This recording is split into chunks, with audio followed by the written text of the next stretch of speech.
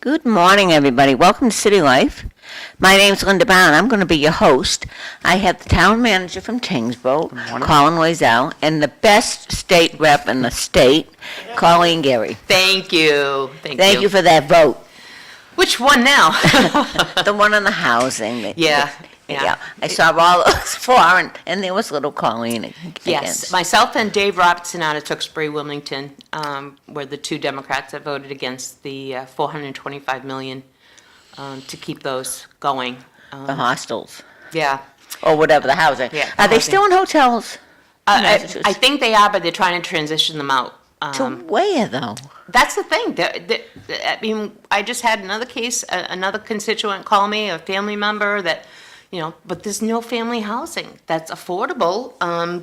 And, it's hard because you have to be counted as affordable for 40B, which is the law that mandates that the communities have affordable housing. To be counted, it has to be permanent. It can't be transitory, and it's got to be deed restricted or part of a program. And it's not really affordable. The 40Bs tend not to be yeah. really affordable. And and people think they're low income. They're not low income. And if if they're trying to sell the house and they can't sell it within a period of time, then they can sell it for regular market rate. Right. So we've lost. I mean, Tyngsborough has done things really well, and they're at their 10% affordable. And Drake keeps building, but they're not using inclusionary zoning, which would require a certain percentage of any new, if you're doing 100, you would say, okay, well, give us 2 houses that are affordable. And so they keep adding, and our percentage goes down. So I think we're only at 5 something at this percent. And if the housing is, it's a percentage of what they're going for. So if they're going for $900,000, then who's going to be able to afford one? Right. That's the thing that's the thing people don't understand about the inclusionary zoning bylaw and affordable housing. You think, like you said, that it's like government housing. It's really just housing that most people in town can afford. Right. And that's why our inclusionary zoning bylaw has been so successful, because it's not like, people hear affordable housing and I think they think of government-run housing. Oh, wow. It's literally just taking a unit that's unaffordable for almost everybody who lives in town and making it just a little bit more affordable, even though many times it's still unattainable. Oh, yeah. Right. Yeah. So, and we were talking off air about, Drake had their meeting, a selectmen's meeting last night about the MBTA communities. Again, Tyngsborough's already been in compliance and passed one of the first 30 in the Commonwealth who passed theirs, and Drake is still having a difficult time with it. We had just started a new clicker voting thing at the last town meeting, and there was not a clock that showed how many seconds left before they closed it, and it was just the moderator saying, okay, now it's closed. And I think there was some confusion, but we had passed one part of it on a prior thing, and then that vote, I think it was, and we passed it, and in that vote, we were 7 under. It was like, oh, Yeah. did everybody get to vote that needed Right. to vote and all that? So it's going to be interesting because things are going to come to town meeting in June. And they will have a brand new, George Maliaris is not running for moderator again. And so we'll have a new one, which is always difficult when you have, a moderator and there's multiple, amendments to this or so forth. But we've got a good guy who's running for it, Brian Flaherty. So it was, I'm a little tired this morning. It was late, and then we talked outside the meeting, as most people do, and trying to figure out what we can do to stay in compliance. The interesting thing is numerous towns now are suing the Commonwealth and for an unfunded mandate. Diane DeZoglio, the auditor, had ruled that it was unfunded mandate. And there are people just saying, well, let's put in for our exemption from the law, but you have to be able to prove what your damages would be. And then the other thing is, I've looked at some of the case law on unfunded mandates, and I'm thinking that they may turn around and just look and say, listen, the law only required that you zone it. It didn't require that you build it. And so it's only the administrative costs of doing the zoning plan, and that's all you're going to get. Yeah. And people are going to spend hundreds of thousands of dollars on legal Yeah. cases. So, let the other ones go first and spend the money. And Isn't that the problem for all the communities? We get all caught up in these legal cases. Yeah. Yeah. That we often don't win. Absolutely. well, Absolutely. Because they think we're above it, and it just gets nasty. What are they doing to communities that don't meet the 10%? on the 10% on the affordability part, then you have 40Bs, which means that they can build and they can go for all these different exemptions, which we have Murphy Farm that created an incredible group, the Citizens Against Reckless Development, Drake.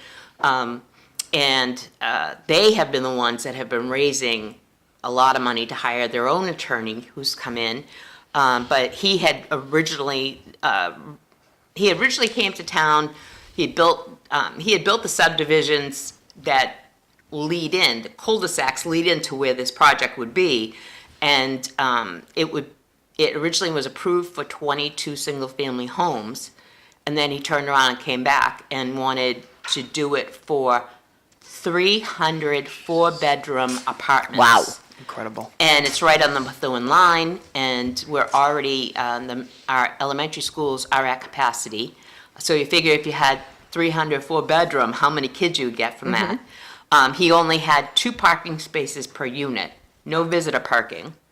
He had a walking path all the way around it, and no basketball courts, No nothing green for the space. kids to Yeah. do. And adjacent to the property is the active Brock's Quarry and a farm, and then the 2 little cul-de-sacs. So it was not a good plan. It's still been going on. He hasn't finalized the plan. Now they've come in with, well, there'll be some 1-bedroom, some 2-bedroom, but he's never run a rental property. And it's just, the whole application, even the application that got approved to go forward from the Mass Housing Finance showed that the address on the application was not the actual address of the property. It was a residential home on another street. It said it was adjacent to public transportation. Well, you'd have to go, so by the Brock's Quarry, if you went all the way down to the Mexican restaurant in Methuen, that's where the bus for the Lawrence bus It's a wonderful walking path down there. Then in Drake, the last place that the bus goes for Drake is near my office at 101 Broadway Road. So you would have to walk almost an hour to get to the bus stop. I don't think that's close to transportation. No, but how do Dunstable doesn't have 10% or near it. I mean, They just actually constructed They also have far fewer units, Yeah. which helps them. Okay, all right. But they did just a public, I was reading about it the other day, they did a public-private partnership where they subsidized, I think using CPC funds, a small number of units, but for Dunstable, it was Huge. substantial. Oh, So is the that the smaller one units. off, what would be Kendall Road? What is I it? think so. Yeah. Yeah. By They look McDonough's beautiful. farm. Yes.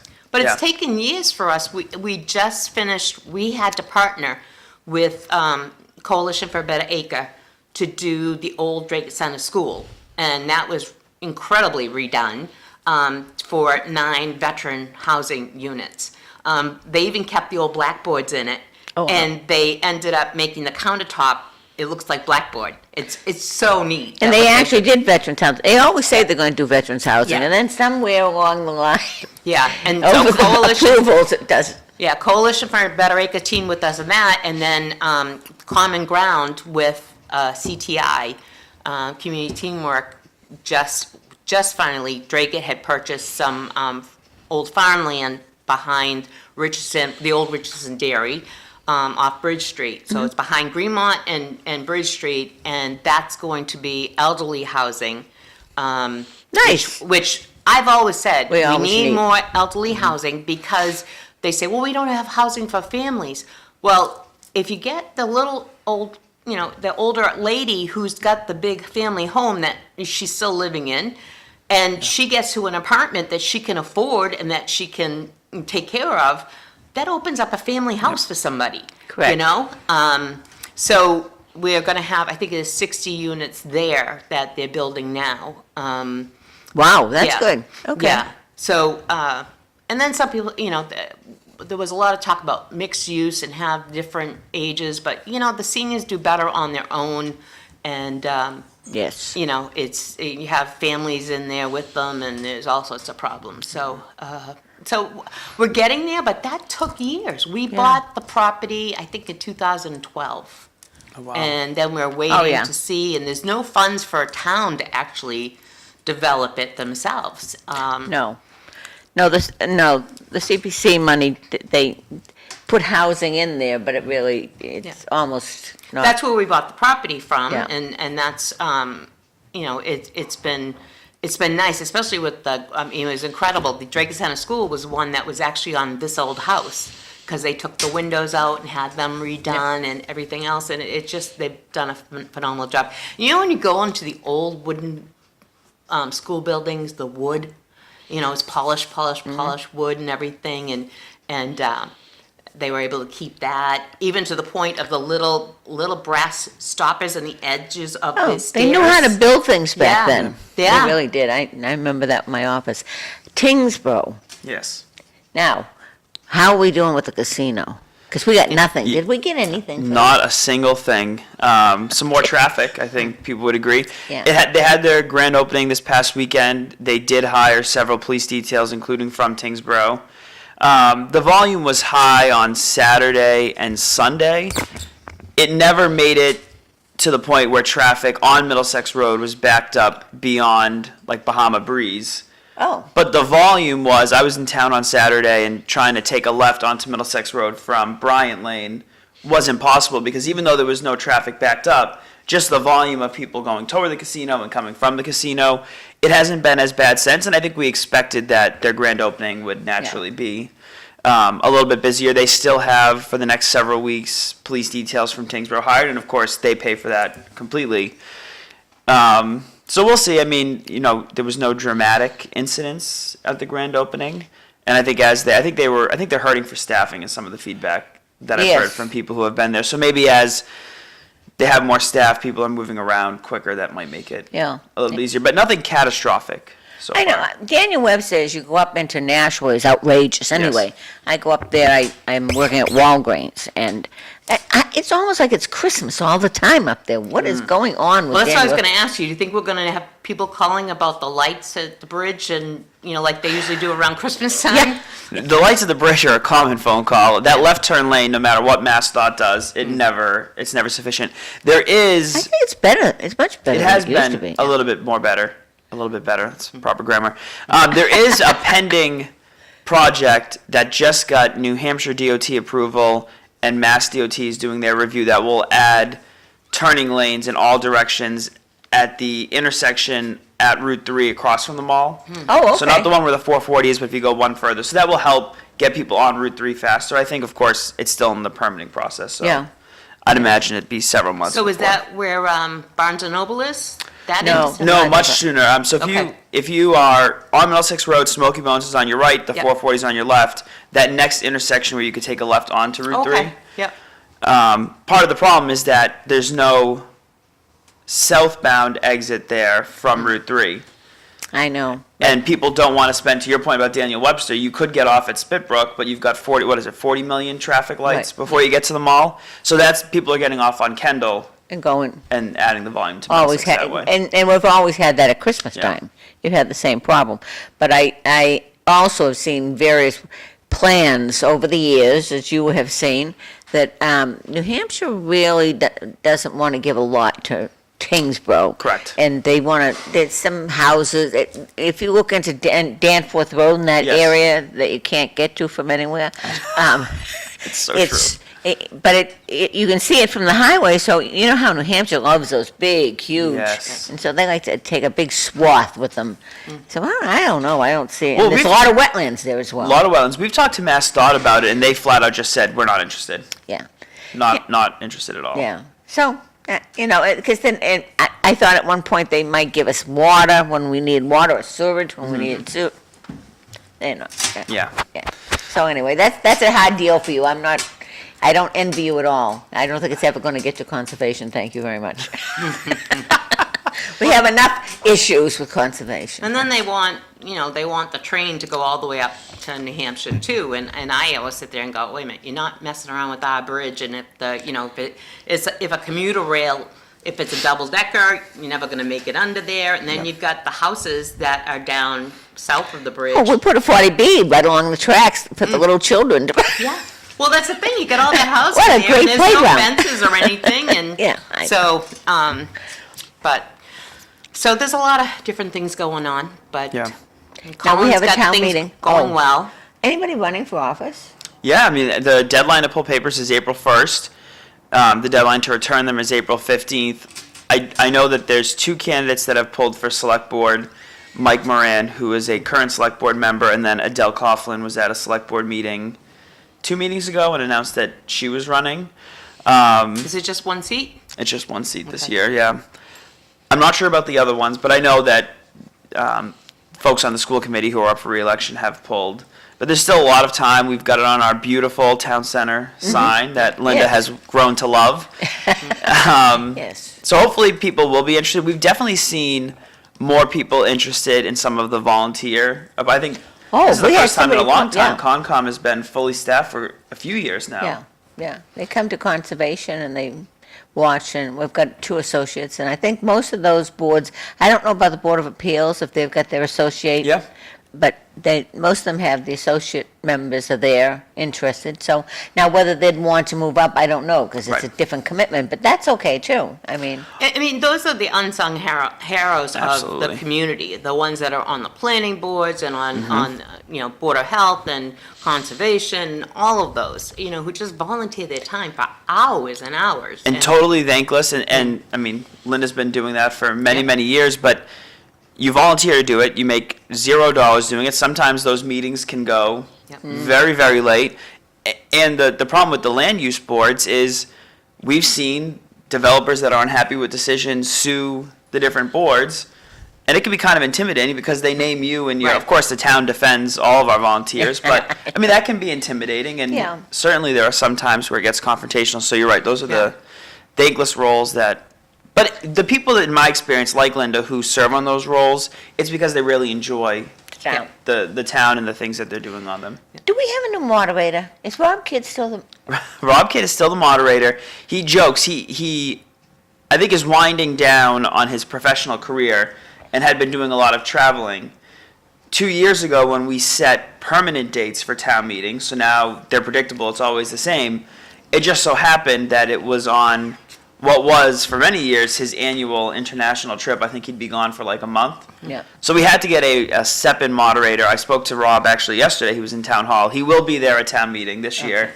he's still the moderator, and I think people generally. He's got the best radio voice. Oh yes. Oh, And he I can remember move the first things time I along. saw him, I'm like, whoop, yeah, Yeah. he's good. Yeah, he's been there for quite a while. Tyngsborough's got some great people, you know, I just,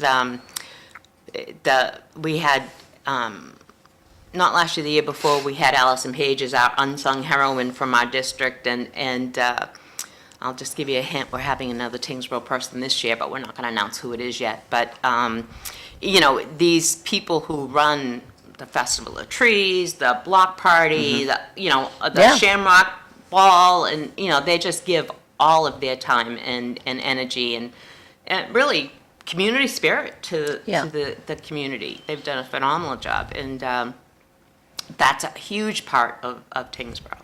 Do we have any big items come up at our town meeting? It'll be a pretty standard town meeting. There's a couple zoning items. One is just an amendment to our definitions section of the bylaw. We haven't updated those in many, many moons. Some of them, one of them, the one I find the most interesting, we have a definition for, quote, slaughterhouses and similar.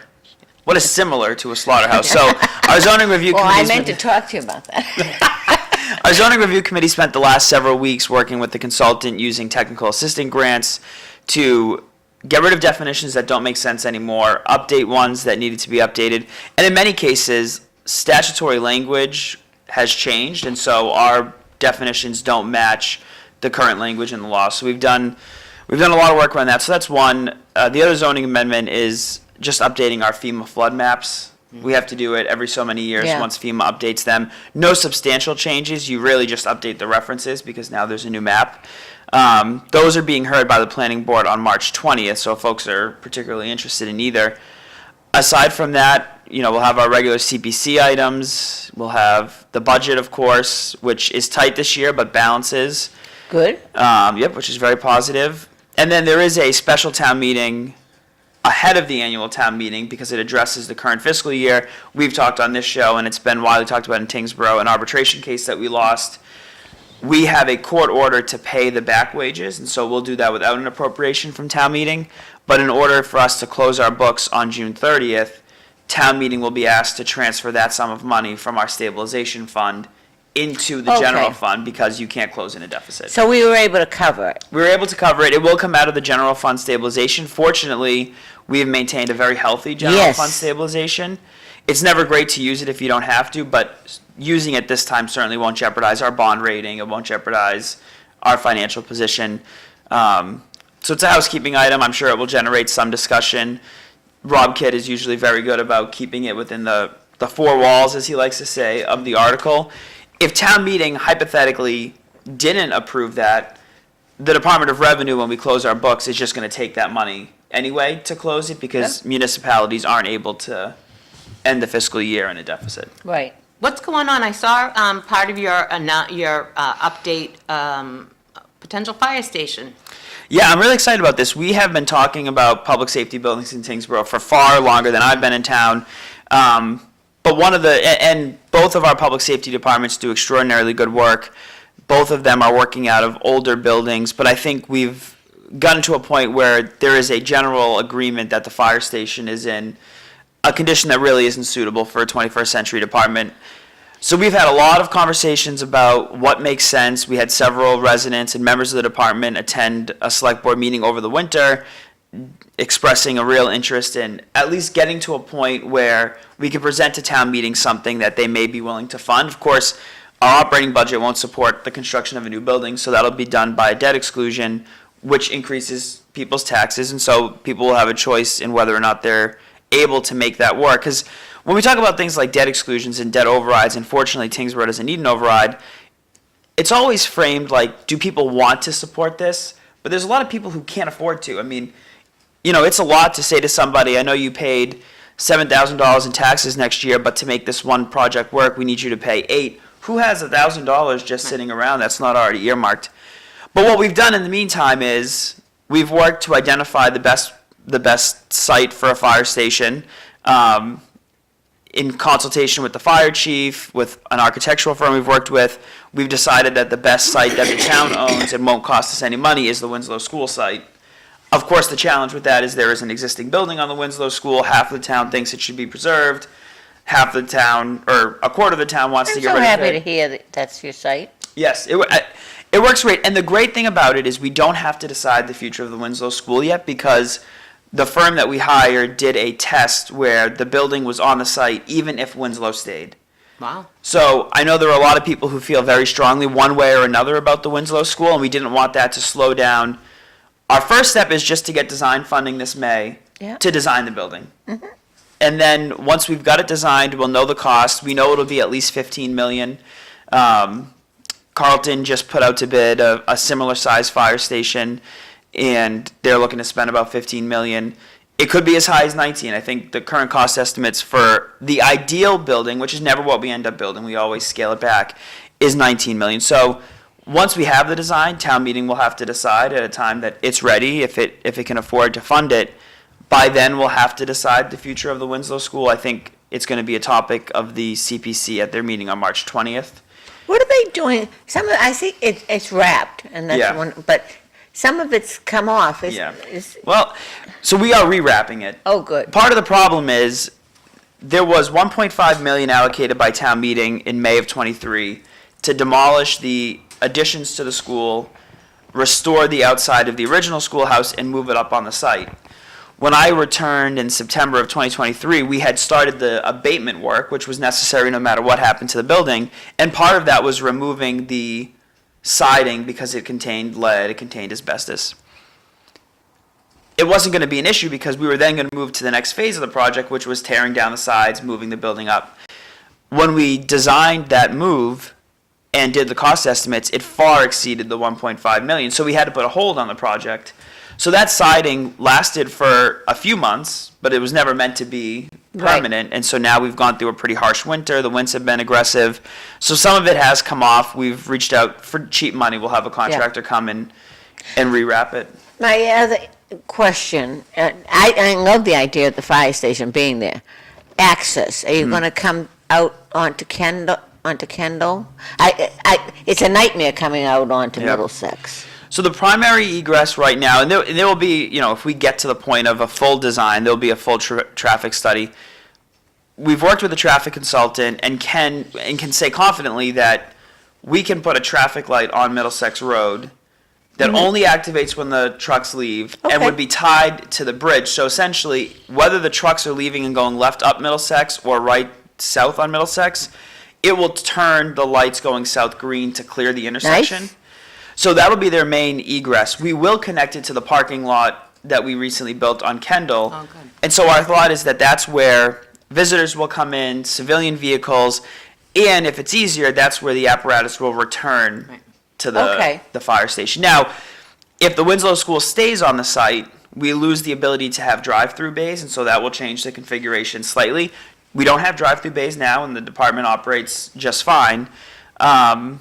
So some of those changes, but our main thinking right now is that the main egress will be on Middlesex Road with a signalized intersection that is green on Middlesex unless the apparatus are leaving in an emergency. You think about, well, I guess it shows my age, but when you look back, Tyngsborough was a volunteer fire department for a long, long time, and they've become professional, and they've been, staffed now on a full basis. And Well, I'm so glad you put a fire station near my house and Drake it, because I don't know how they'd ever get there. Yeah. It's hard. And that's, that area for our community in Drake it is a lot of the seniors are in the elderly housing nearby there. So it's very busy with medical going in and out. But they have that where it pulls through and so forth. So, so it's, the firefighters are incredible.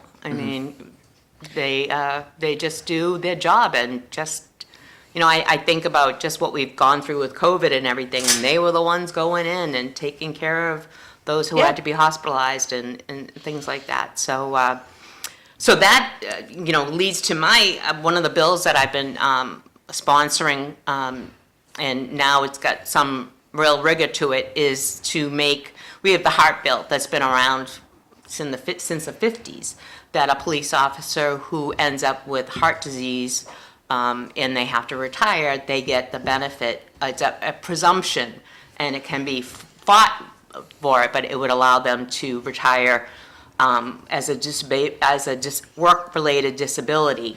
And there are only certain things like the university police officers, the environmental police officers, the Massport police officers, and I'm forgetting the last group.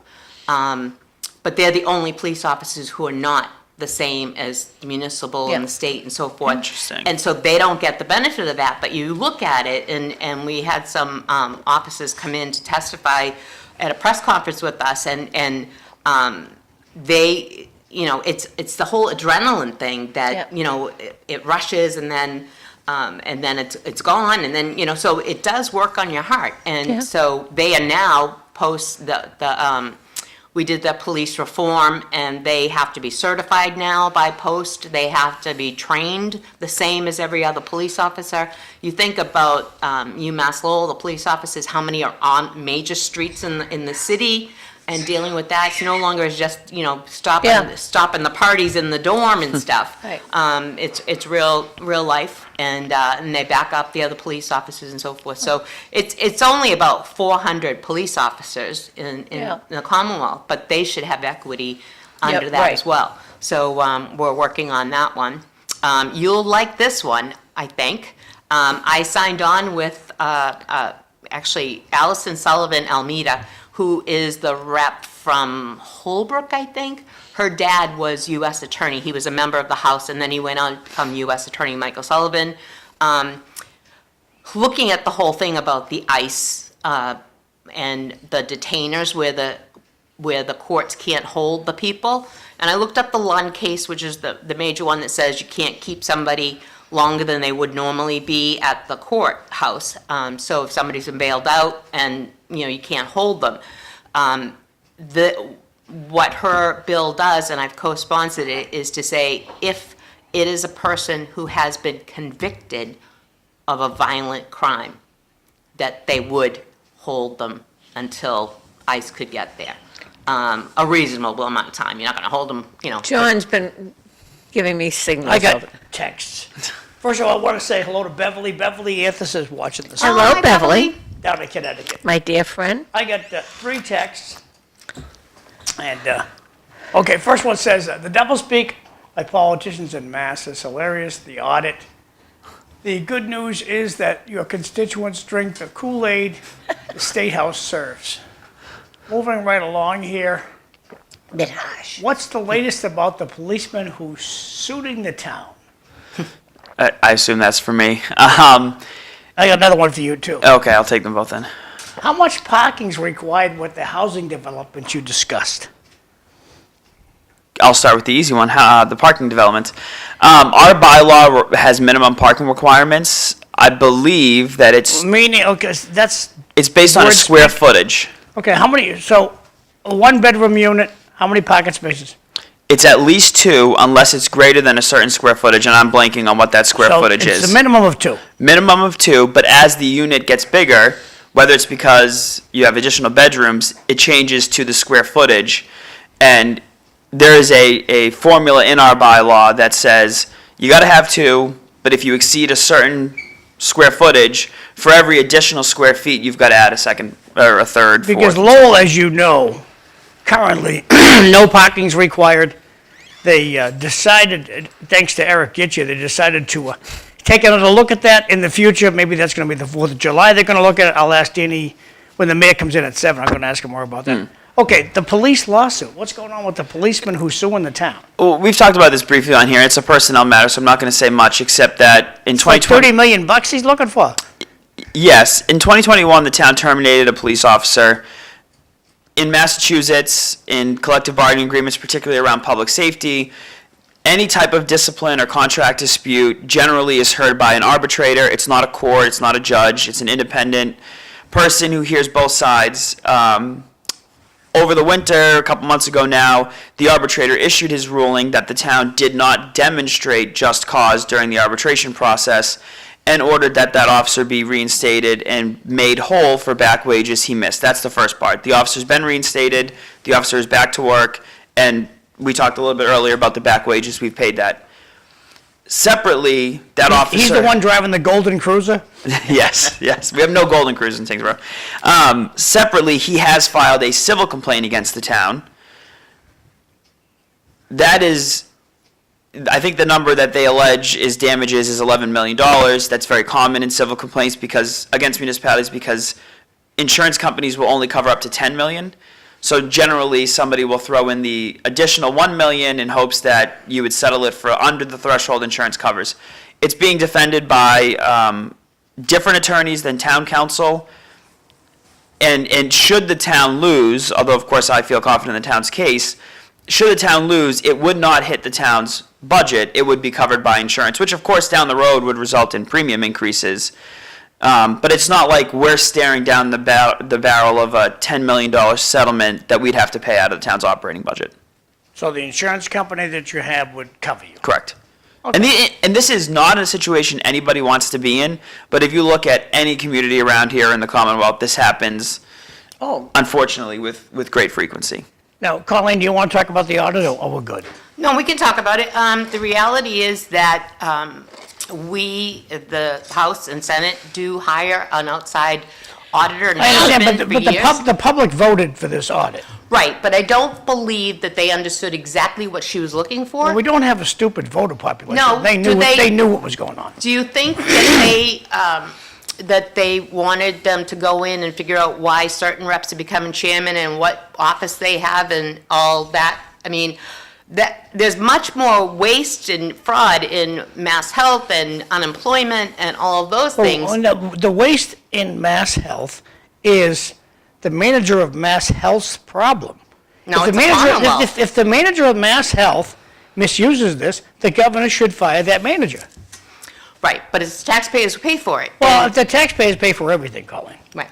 So the reality is that we have been audited by an outside audit firm. We did change the rules after the vote. We made it that we would continue to have an outside And again, audit. the public voted to let Susie Snowflake, I forget what the gal's name, she's a lovely Diana gal. DiZoglio. Diana DiZoglio, audit you guys. That's what was voted for. And you guys, oh, no, we don't want you. We're going to hire our own friend to do it. Well, no, because what we did was change it that it had to be an auditor from the state procurement list, and that she, the auditor, could pick the person from the procurement list. That's not what the people voted for. But the reality is that people don't know that she has an axe to grind with the legislature because she was let go as a legislative aide And the years legislature ago. has an axe to grind with her. I've talked to other legislators like yourself, and they have an axe to grind with her. No, we've been friends, but I think that No, the not you reality personally, is. other state reps. But, I mean, and I would be one who would benefit because I'm the longest-serving woman in the House right now, seniority-wise. But the reality is, when you're in, you're in, when you're out, you're out. And the speaker is allowed to make his own chairmanship appointments. She wants to get in and look at everything and try to figure out, I mean, this is the old saying that, watching legislation been done is like making sausage. It's a political job, but the biggest thing is a separation of powers. She wants to, which is in the Constitution, that says that she can't go in and do the legislative evaluation, which is what she wants to do, is look at everything. And she never filed that when she was a member of the House, and she never filed it when she was a member of the Senate. This is all because she was let go as a legislative aide. They did a non-disclosure. She got a payment of some amount, we don't know, and because there was a non-disclosure. And she is just doing this, and it's a shame, and it's gonna end up in court. Even the AG has said that she feels it's a separation of the powers. Just like what's going on in DC now, you've got, the president really is running a lot of this stuff, doing legislative things with executive orders. So it really is, you can't allow a legislative to do a job of the judiciary. You can't have the judiciary do the job of the executive, and you don't have the executive do any of the others. Okay, let's bring it down to things that we understand. Yeah. When the people voted that they wanted the legislature audited, I would assume we're thinking money-wise. Okay. are they audited regular? Every year. Every year. And See, our- I don't think that Our- came across. Our audit is, it's listed on, going back to 2017, the audits are listed on the state website under House Clerk's Office, and the audits are there. Okay. So when that bill, and I do have an issue with all the bills that come on the ballot. Mm-hmm. Because either. no one can understand them. They're 26 pages, and there's no need of it. Yeah. There's absolutely no need of it. And if anything, I'd like to see accomplished is, can we bring it back so the public can understand? Even lawyers can't understand it, because if you have 10 lawyers, they're all going to come up with a different opinion. yeah. So Yeah. it's, it's not fair. It camouflages a lot, because I don't believe that anybody that voted to have the legislature audited wanted to tie your hands on how you set your desk up and how you do different things, appointments and things like that. Right.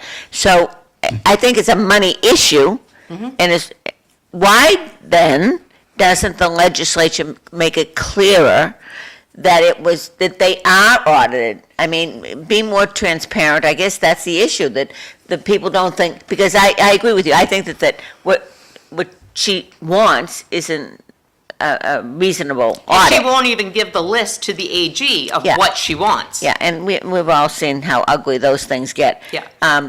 But the financial part, wouldn't it behoove the legislature to go out on a limb and really make it transparent about the finances? I mean, I know it's on a website, I get that, but it would clear all this up. Why, Well, the other thing is also- who doesn't want to do that? It is on the website, and then if you look at the comptroller's website, anything that's paid out of the Commonwealth, anything is paid is on that list. And so every single dollar, you can look up all the members, all the workers in the house and so forth, you can find out what they're making. So it is transparent. I don't know why the leadership didn't fight it more on the ballot. They did have a committee that wrote part of the answer to it, but they also had scholars who talked about the separation of power and how it wasn't. People get bogged down with Yeah, that. Suzanne Bump, the prior auditor, testified that it wasn't within her purview. But Diana doesn't want to, I mean, she's got the Mass Fiscal Alliance behind her and all of that, which I have a real problem with. I have joined them in the past on different things, but they don't mind throwing out false information. They put it out that I voted for the $425 million.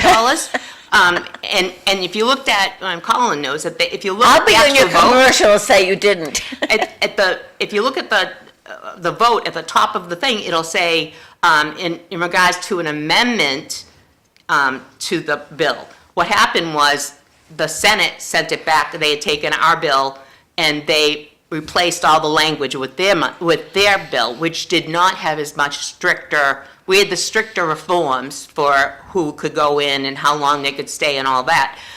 Well, it came back to the House, and the vote that I voted for was to replace their language with the House language again, which was stricter. Yeah. And then the next day, but they made it sound like I voted for the $425 million, and it was like, no, we voted to replace the language with the stricter. So that way, I said, if you're going to call that, then all the Republicans who voted no are voting for the Senate lesser restrict language. And the next day, Dave Robertson out of Tewksbury, Wilmington, myself were the only two Democrats who voted with the Republicans to say no on the $425 million. I certainly won't take an opinion on the audit. What I will say is that I think that local government dealt with the issue of people feeling like there was no transparency many, many years ago. And there are two laws that apply to municipalities that don't apply to the state executive branch, and I think the legislature as well, the public records law and the open meeting law. Local government is incredibly accessible. Colleen was talking about being at a select board meeting in Drake last night, which I think is incredibly rare for a state representative, so kudos to Rep. Garry. But and same thing with conservation meetings, when those meetings are taking place. They can't take place unless you posted the agenda 48 hours in advance. any email I send, barring a few exemptions, are subject to the public records law. Things like that worked extremely well on the municipal level, I think, in my opinion. And I think that gives people, because I think you're right. I think people didn't. They're looking for increased transparency in whatever form that is, and I think the public records law and the open meeting law really give people a front row seat to how local government particularly works. And I think that's why people are more inclined to get involved in local government, because it's easier and they can find things out, and I think it makes things a heck of a lot more You know, Colin, transparent. I think that you guys out there expect an awful lot for free from your selectmen. Linda, would Yes. you read this text? Yeah, I guess I have one of my biggest fans Linda, watching would you read this morning. text the out question, loud? and not just to myself. Okay. Yeah. The question Gary should ask herself is, do you think the people believe what you guys on Beacon Hill are saying? You guys can't be trusted, that we know. Well, I'm sorry you can't trust me, but I guess since I'm in my 31st year, somebody is entrusting me with what I do. The reality is, we also just changed the rules this time to open it up even further. We are now going to have, our committees are going to put the summaries of all the bills online prior to the hearing, so people okay. know. Summary. When you say summary, is it like what we see on the questions? Is it No, it's 8 gonna be- pages? Well, some might be, but it'll be in better language for people to understand. Because I just followed, for example, I followed the gun bill very carefully, and that was ridiculous. It Yeah. went back and forth, and it changed numbers, and Yeah. The numbers are always so hard to keep up with. They tried to, there were so many game, things that changed over the years, and they tried to consolidate it all into one, and It was yeah, it was it's bad. a lot. But this will get that the summary has to be done before the hearings, and more information about what we're taking up that day. And so that will be out there. I think that we're trying to do things, we've had issues in the past, we have joint committees, House members and Senate members, and there got to be the point where if the House members wanted to release a bill, you had to get the Senate to agree to it, and they would say, oh, well, if you want to release that bill, we want these bills done.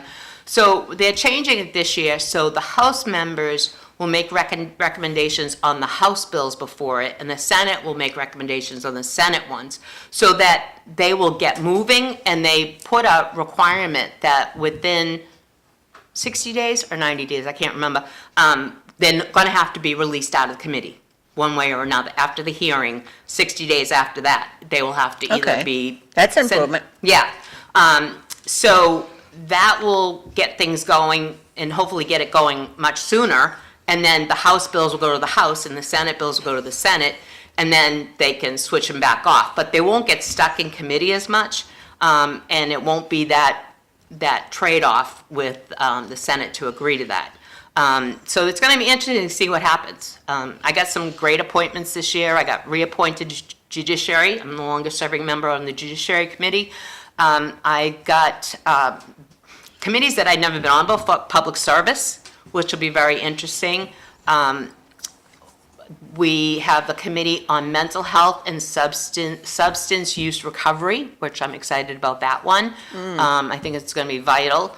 And then State Administration and Oversight. On the abuse and, is the state giving any consideration, or are they moving forward on facilities as far as addiction and that type? Because it's not, and same with mental health. Are we ever going to get the poor people off the street because they just closed the facilities I know. and said, I think about what they do, and they mean, I like to think they mean well. The facilities were in bad shape. I'm not I know they were horrific, but you don't say, oh, they're in terrible shape. Let's just throw them all out in the street now. Yeah, that was back in the Dukakis days. Yes, and, I know. One of the bills that I would like to see happen, and it's really a legal issue too, is the assisted treatment outside. So you've got the situation, especially bipolar, yes. folks that they don't, at some point it's actually a term and it begins with an A and it's really long and I don't know how to say it, but where they actually believe that they don't need the medicine anymore. Yeah. And so they stop taking it. And this would require that they would have to go and take the medicine. They have people that do the Suboxone and they do the other one. And so they would have to prove that they're staying on the medication. Now some people say they're right not to and so forth. So in New Hampshire they do it. They do it in a lot of states, California, New Hampshire, New York, especially with those who are involved with the court system. That if they have a criminal history, they can make it part of their probation, that they have to remain on their medication. And for one example, I look at the man who killed the 3 elderly folks down in Newton. And by all accounts, he was a great guy. He worked in an elementary school prior to that. He went off his meds. He was doing bagging at a grocery store. People said he was nice to everybody, but he was off his meds. Now, if he really was that kind of nice guy and he was so out of sorts, to put it nicely, when he's back on his medicine in jail, how the hell does he ever live with himself when he realizes what he Correct. does? So how are we doing him a favor by not mandating and preventing that from happening? And we've had members who have daughters who are bipolar. And they've testified that they want this to happen. Absolutely, and they are happier. Yep. They are more, it's such a sad situation. Yeah. And but you look at that man in Connecticut that they just released that had murdered a man and ate his brains. And they said, oh, he's wonderful. He's controlled on his meds. Right, But you right. don't just say, and I'm sure he is. Yeah. But as you brought up, if they don't put that stipulation in, Yeah. then they go out and they do something horrible, and then they have to live with it. Right. I don't know how you would ever live with that, And Because- so, I think that's one step, but then, the little things like the Constitution get in the way and their rights and so forth. But I think But that it's a start. at what point do we, come on, get serious about individual rights versus the rights of the society? Right, right. Because we're all in danger, and with children, and it just, I can't wrap my head around, and I guess that's the thing with what's going on with ICE and some of the things. If you have an individual that's raping children, Right. who wants that? Well, it's interesting because it was actually a friend of mine who was a former ICE officer who was talking to me about it, and he said, one of the things you got to look at is the fact that if you don't pick them up in a controlled situation like, the Bay at the courthouse, and you have to go into the community, who knows if an innocent bystander is going to get hurt with them going to get Yes. this violent person. And so, I think, and that's why I like this bill, and I had heard the U.S. Attorney Leah Foley on the radio with Dan Ray the other night, and she said, we're looking to get the most dangerous Yes. people who have a history of dangerous, violent crimes. And Who wouldn't want that? yeah. The only other thing, though, is I was talking to somebody in the court system yesterday who's been around forever, and there is a thing that the victim of the crimes now, if ICE picks them out and deports them right away, the victim doesn't have their day in court. And that is something that these They victims... don't have the closure. And the guy that they just had yesterday or day before in court who allegedly raped girls 30 or 40 years ago, both of those victims were there in court. They came to see him arraigned. So there is something about victims having the right to have that. On the other hand, if they get deported before that trial, do they make it back in? And now that conviction's not there. You want the conviction on the record. That's right. That's one of the issues. And Yeah. you mentioned that if they've been, yes, John McDonough. I got this text, and then I have a question for Colleen. So, aren't most of the bills in Mass voted on and passed in committee not on the floor? No, we have over 8,000 bills that are filed every year, and each one has a hearing before whatever committee is the appropriate subject matter. A lot of times, they will be sent to study, which means that it's not going to either the Well, House or I the guess the Senate question is, floor. are any bills passed in committee and never make the floor? They're put into study and never make the floor. If, they may be, Again, backing the bus up again, asking the question again. you 'cause I'm can't not pass getting an answer. anything into law in a committee. It has So to are pass any, on the floor. every bill has to go to the floor for a vote? No, Okay, so I think that's what the, But they're not passed. right.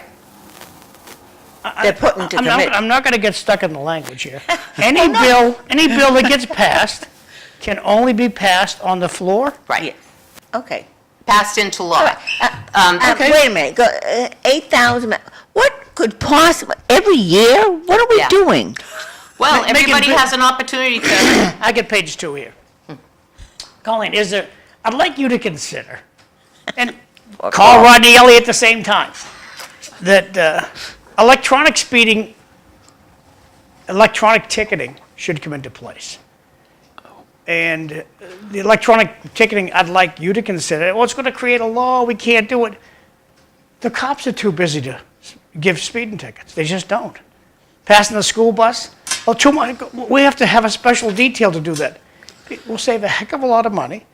Electronic ticketing, and the first ticket you get in the mail, you have to get out of the police station with $100 and explain why you went through that red light, why you passed the school bus, why you didn't stop for the person in the crosswalk. It's all electronic. You don't have to, no cops involved. Second time around, it's $250. Third time around, it's $500. The fourth time, we tell your insurance company. So I don't want the insurance company, first ticket, we're gonna ramp up your rates. No, I don't want the insurance companies notified at all. But when I get out 495 today, 93 today, the speed limit's 75 and up. We're all breaking the law. Everybody's breaking the law. Electronic ticketing in accident-prone area, all of a sudden, the local government would make a heck of a lot more money off you. Tyngsborough would be thrilled. Okay, oh, look at all the tickets we got from the New Hampshireites. And nobody's insurance gets tagged. I'd like you to at least consider it, create a law in Massachusetts, electronic ticketing. There is actually, the governor had put out in one of her ideas was to have cameras to do that on certain roads. There are a lot of people that feel like there's a lot of infrastructure you'd have to have for the cameras and so forth. We have the but- money, it's in my pocket. It's in the taxpayer's pocket. It's the fact that these laws are not being enforced. We have pedestrians that get run over. Yeah, some of Little it's just- kiddos are in peril every day, and the cops are too busy to enforce this law. The other thing is, a lot of people don't like Big Brother watching on all these cameras. I do think that Route 110, that would be the perfect place for the cameras. It's a dangerous road. Drake, it doesn't have police officers to station somebody out there all the time. They're going to be redeveloping that. So will you move this thing forward, or are you going to leave it alone? No, I'll be glad to move it forward. And she'll let you know the date. You can go testify, I'd John, in love front of the to. committee. I'd love to.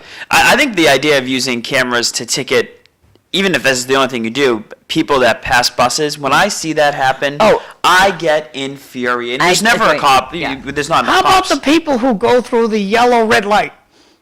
Well, It's still yellow, and Those are glass houses. yellow Now you're means getting speed up. picky. Let's start with the school the buses. school buses Let's start with, infuriates me. let's start with the school buses. So we I have agree. to put that, well, I think they do have cameras on buses now, so they You could, can't get a ticket. so we worked with the But- companies to get that information. Yeah. I think about. And when you they'd be go- happy to, because I know when I drove the school bus, the people driving the bus and the people owning the bus company don't want that to happen. Right. And they certainly don't want something happening on their watch, so, you definitely get them to testify for you. Yeah. And I agree with John on that. I think that you should be able to issue a ticket and Yeah. somehow. So it's funny because right away somebody called me and said, "You're not going to vote for that, are you?" One of my colleagues, and I'm like, "Well, no, I think it could be in certain places, especially Route 110, and people have died there, and over and over again. No matter what we do, if we make it smaller, if we do this and that, it's crazy. So I think that maybe the connector." Different places like that. I mean, New Hampshire does it with their tolls now. You can go right through, and if you didn't pay your toll, you don't have your thing, you get the ticket. Right. You're absolutely right. Well, next time I'll find out what kind of progress. All right, I gotta write this down now. John's bill. They'll name it in your honor, John. I'm all about No. saving some lives. But I'm still caught up on 8,000 bills every year. I Another- just can't even. Some of them are. Another text you got to read out loud. Oh, all right. The old people like me complaining about the youngsters speeding. Been going on since I was a kid. I was stuck behind a blue-haired fossil, thing. That's why I'm blonde, doing the speed limit in the passing lane yesterday. That is incredibly annoying. We've had issues with kids driving down the street, in the middle of the street, doing wheelies on their bikes and everything, and harassing drivers, and there's a whole gang of them that are in Drake Really? in Centerville. John, if you look on Facebook, there's well, I don't know if you can get on. I don't have to look on Facebook, Colleen. I see it all over the place. Yeah. We just don't. And now they'll even hit your car as you're going by. Really? Everything else, they're bad. They're really. How have I? We don't have that in Tewksbury. No, do we? no, If you no. were a youngster, if there were no consequences, what happened? Nothing. Oh, see, yeah.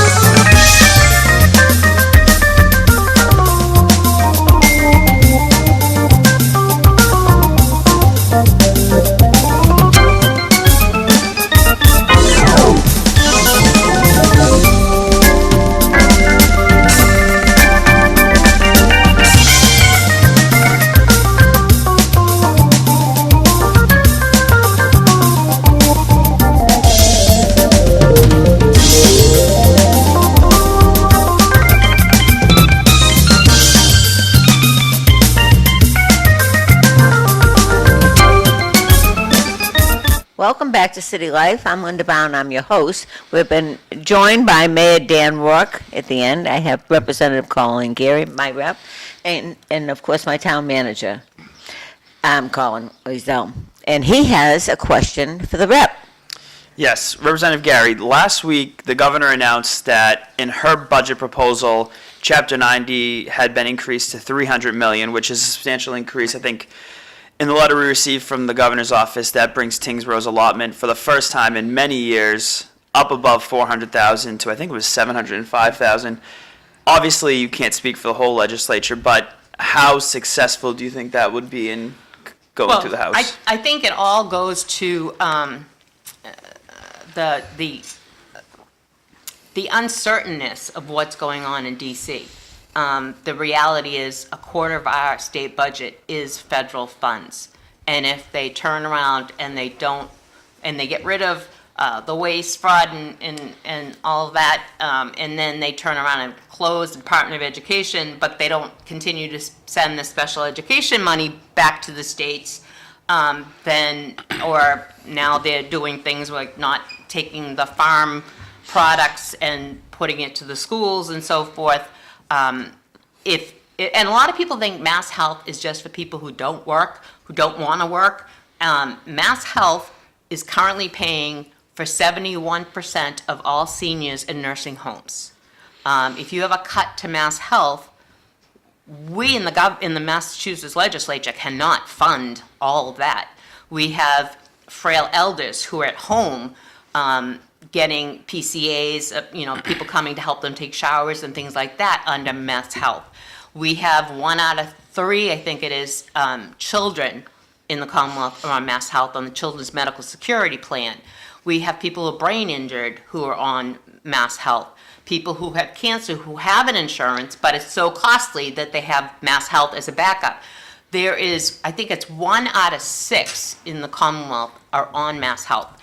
And so if you turn around and you cut Mass Health on the federal level, their share of it, it's going to devastate our budget. And I think the thing is if you are in favor of the president and what he's doing, the reality is you've got to say, if you're going to pause something for a while, people need certainty of when it's going to unpause and if it's going to unpause. If they're going into Social Security, Elon Musk is continuing to call that an entitlement. Well, I'm sorry, our money went into our Social Security all of our lives. And to turn around and say, we're going to cut the waste, fraud, and whatever. And so if all of a sudden he puts a pause on Social Security, how many people live paycheck to paycheck? I have not heard Trump's going to do that. Colleen, it's a private site. Oh, you can't see it? Okay. It won't open, so Yeah. sorry. We were just trying to show Back to the Linda, kids thanks. riding their bikes on the middle of the road. But so anyway, I think the entire budget at this point is up in the air. And we're supposed to, the Ways and Means, House Ways and Means is going around with the hearings. They've had 2 so far. And we can't be certain about what money. Like 25% of our state budget comes from the feds. You've So- been in the legislature long enough to know that there is waste.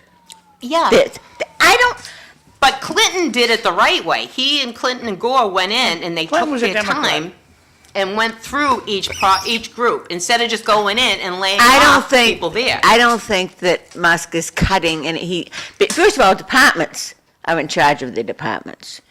Well, he's the one sending out the letter from Yes, OMP, he is. Yes, he is. OMB from. But when people see federal funds going to ridiculous things, I would think we'd all want some of that cut. Well, the reality is, if you look at the numbers of people that they're letting go in the VA, I mean, these are people who are taking care of our veterans, and they're You know being anybody just- that's been let go, personally? I don't know anybody Okay. personally. I don't know a lot of anybody federal- that. Well, And- I just had Bob just had surgery in the West Roxbury Hospital, and there was nothing cut there. And I Not have yet. to tell you that the health care in the VA right now is probably, I know it is better than I'm getting in the private sector, because the insurance companies have gone insane.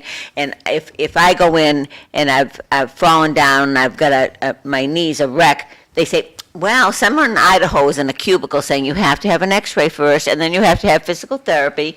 And a year later, when you can't walk, then you can possibly get your MRI. Well, Linda, That's what we've been I'm looking also, at. let me just throw this in there. When I go down to Bedford VA Hospital, you walk in the door, and there are 5 anxious people at the door saying, can I help you? Yes. And they're all volunteers, most of them. Okay. I don't ask people, are you getting paid, you Well, I volunteer? just happen to learn that. But to work, I'm just, puzzled that there is a lot of staff. When I go to the admitting department at Bedford VA Hospital, there are desks in the hallway with employees sitting at them. So the building was purpose-built to do a certain thing with a certain amount of office space. And when you have so many employees working in there that you can't fit their desks in your office, you got too many employees. Well, it was on that the Veterans Affairs Secretary confirms there's a planned cut of 72,000 workers in the VA. So, you know, that's the thing. It sounds good, but the reality is the people that they're sending in to look at these are those Doge workers who have no clue about what's going on and what the unintended consequences of the cuts they're making. I mean, how many they had to take back and rehire some of the FAA workers? They had to rehire the nuclear weapons people that they let go. I mean, it's something Musk has done with X. He, you know, when he bought it, he ended up firing everybody and then had to bring people back because he didn't know how to run the damn thing. So, Oh, no, maybe he brought back the competent people. He's only been in a month. Maybe you can convince him to do other. 3 years, 11 months to go. well, you know what? I hope I'm wrong, but the reality is that if people think that it's not going to affect them, and if I don't know anybody that's been affected by any of this stuff you're talking I about. do know I've been affected by what Biden did. And if you look at any elderly person, I see them in the drugstore coming in with coupons. Can't be Trump and it can't be Musk because they've only been in for a month. So we've been living with it for 4 years with the costs going up, and so this hasn't worked for people. But I want to sort of go to the mayor yes, let's talk to the mayor. in this green tie and Jump on that, you know, just- come on, wake up, Dan, over there. Example of what Colin was talking about, to give I guess, a city example of it, of what, you know, of cuts or federal funding, the school budget is almost like 95% by the state. You know, we don't, you know, we have a net school spending, which we put in maybe $20-30 million per year. The budget's over $250 million. So imagine if the state said the same thing that was going on in DC, where we're gonna cut that amount of money, the burden on the taxpayer and residents in the city of Lowell would be, you know, the hell with 2 or 3%, you're talking 15%. And that's, you know, and to come in with a, you know, with a cannonball and just blow things up is one thing, I get it. But, you know, when you look at important things like federal services and, you know, whether it's mass health care or whatnot, you really should have to be careful going forward. Not to say that I'm against, you know, waste, because everybody is for that, you know, for cutting that and everything, but, you know, you have to kind of bring it on a local level. And I've seen that, I've talked to people about it. The analogy is, again, if you took our school budget and you put that on the backs of the residents alone, you know, where would we be right now? You know, you'd be lucky to have a street. You'd be in Tyngsborough, that's what we have to live with. Well, We talk about 50,000 students, Yeah. right, you know, that we have, you know, and our students are different than Tyngsborough or. I know. I Yeah, tease. you know, yeah, I'm with you there, but, it's just, you know, I think it's a simple analogy that could be used to show some of the effects that could happen. Do you not think that, let's talk about education, that perhaps it'd be controlled and run better if it were just in the state? If the money was given to the states instead of the feds running it? Again, and if you want to talk about, you know, and it's like. Same money. That's twofold as well, right? You know, is it a fraud and waste on the federal level, or is it fraud and waste on the state level? You know, and you can probably go through both agencies where, you know, where municipality or you know, the states or feds to say, you know, what's needed, what's not. I do see a point where maybe the state would know, probably would know better than somebody, you know, some congresswoman from Iowa or California where the money should go. But again, a lot of it is based on, you know, medium income, you know, population density, you know, and Massachusetts is the best state in the country for education, right? It's not even, the second place is not even close. And we talk about, you know, the need for, not to get off track, but, you know, the need for housing, right? Massachusetts is the best place to raise your family. It's the best place to come if you're sick or if you need, you know, medical care. You know, we are the top of the list for everything, for a lot of the most important things that people and families look to accomplish right in their lives. But again, you know, when you have such a housing need, and that's where kind of, you know, you have to meet in the middle to try to make things work. So I think that's where we're at right now, and the fear that people have. Look, and everybody, we can get gung ho and great, cut this, cut that, get rid of it, it's a waste, and, we all probably agree with that, all understand it. But like Colleen said before, you just look at some of the consequences that could come of it, And unintended. I'm not thinking that they're going in thinking they're gonna hurt all these people. I just think that there's a lot of unintended consequences when they start doing things. I mean, even I use this as an example. If you were to turn around and say, okay, no sex offender should live within 1 mile of a park, a school, a daycare, that makes sense, doesn't it? But the reality is, where can you go in Boston that you could have a sex offender live that's not within a mile of any one of those things? So it pushes it out to the rural and the suburban But areas. what happened to being able to monitor sex offenders? It doesn't seem to be in it that you can these days. No, we do, they use electronic monitoring, so that's, we had, and that's been in place maybe for almost 20 years now. I'm sure Colleen was there when that was passed. But, they have, we do. Now, you send them bracelets out, or- okay, you're in the court system. You send them out if they're convicted Yes, yep. sex offenders. Now, There are certain laws that if broken and found guilty, it's mandatory that you're on GPS, they call it, Okay. electronic monitoring, yep. and I would like to think, but I think one of the issues that with the violent illegals, so to speak, is they're not on anything. I mean, because they haven't been Well, necessarily again, convicted. that's a general statement that people like to throw out. Well, no, right? but if you have, and they're getting picked up, and then they look back and they say, oh, well, they were arrested. And I feel bad for the police because they arrest people and then they're out, and certain DAs put them right back out in the street. I think that's one of the issues that the public is frightened of.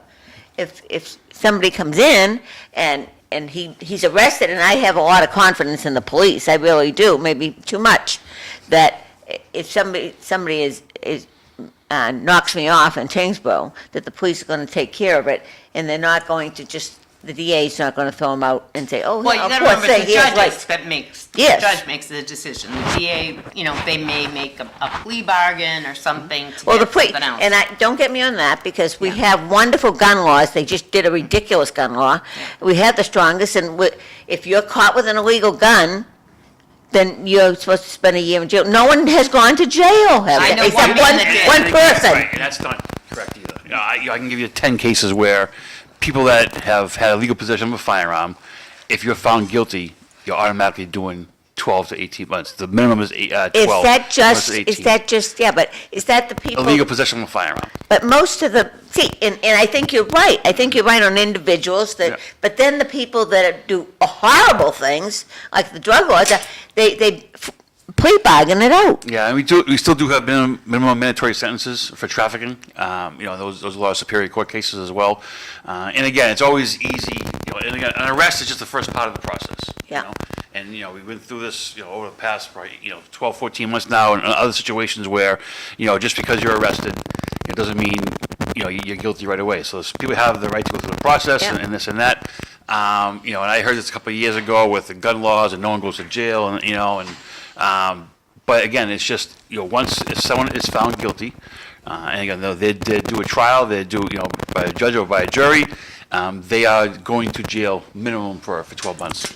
And it happens, and we see it, we do see it a lot. And I think you hear all the stories of the ones that the judge made the wrong decision and the person is back on the street. You don't hear all the stories where it has worked. Yes. Well, You we know? do. We hear about the people that get hurt, Yeah. the children that get raped, and that sort of pulls it I would think. Yeah. Linda, I got some text for you to read. Oh, boy. Here you go. Unfortunately, the politicians ran up $30 trillion debt over the last 25 years. When do you plan on staying within your budgets? Well, the state does stay in it. We have to have a balanced budget. The feds are the only ones that I got can make their own Two money. more texts for Linda to read, and then Oh, we I'm can sorry. comment. I didn't hear Gary complain when Biden was hiring 80,000 IRS agents to go after the American people. And there are a lot of workers who work for the VA still working from home. Now you're up to date. Thank you. You can answer any question you want. Well, first of all, I'm a state representative, not a federal congresswoman, and wouldn't want to be there now, that's for sure. The reality is that everyone should be fact-checking everything that's said out there. I legitimately have a daily thing from Snopes, or whatever you call it. I check everything on fact check. Honestly, I don't know if you guys have seen the video that the president put on about Trump Gaza on his Truth Social. I was never going to join Truth Social, but I looked at this, I went, no, that can't be real, that can't be real. And I joined Truth Social, look, and he put it on. And, taking the Gaza Strip and making Trump Gaza a resort, including a whole golden statue to himself. So, I think that you have to look at things and see if it really is true or not. That there's a lot of information that's out there that is not true. And that, and there's probably a lot that is true, but the reality is everyone should be fact-checking. Okay. Are we going to talk about the debt? The debt it's federal. feds. That's a federal debt, and the reality is You don't overspend? we have to have a balanced budget. in the Good for state? us. We're required, and so ours is a What happened balanced to that budget. rainy day fund you guys found a bunch of money and you had to lower the taxes? Why didn't we know about that? Because the capital gains money came in higher, so that triggered the thing where we had to give money back, yeah. And actually, 2 years ago, we gave the largest tax cut in the Commonwealth in 20 years. So you don't hear a lot about that. On a positive note, Yeah. Dan, tell me what's happening on the whole UN. Yeah, How so, is progressing? so we signed a member of agreement a couple months ago, and now we're just trying to coordinate schedules with the city side, the council side, and the representatives from the United Nations to have them come to Lowell and to do a site visit to see what's available, what can be done, and then it's a process. It takes time. There are parameters in place and timelines in place. 90 days, 120 days, 2 years, things like that. But we're very hopeful. The amount of funding that can come into the city is astronomical. And when you combine the UN front-runner city status with the Link project with UMass Lowell, you can really see a different city in the next 5 to 7 to 10 years. So that's what the manager now is working on to get that coordinated. We are gung-ho. We are working very hard on the city side to something you have to create Lowell's profile, and we have to create different secretariats to go through the process and to get some of the deadlines completed. And I know that's what the manager and his team are doing. And it's really is a bright future ahead for the city, and I think the entire council is very proud of that, and just looking forward to the next. I'd say probably 2 or 3 months to get them here to discuss and to really unveil it to the public of what is actually going to happen. Oh, this John. Got a question about, Eric Gitchia last night had a motion and it passed, I guess unanimously. You're going to revisit the train regulation that we have to have no parking for this Heinz Tavern project.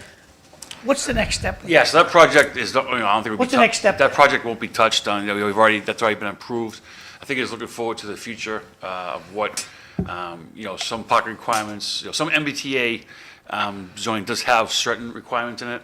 I think maybe the purpose of the motion last night was just to see, certain areas or certain projects, what parking maybe should be required. There are some things we can adjust slightly, either up or down.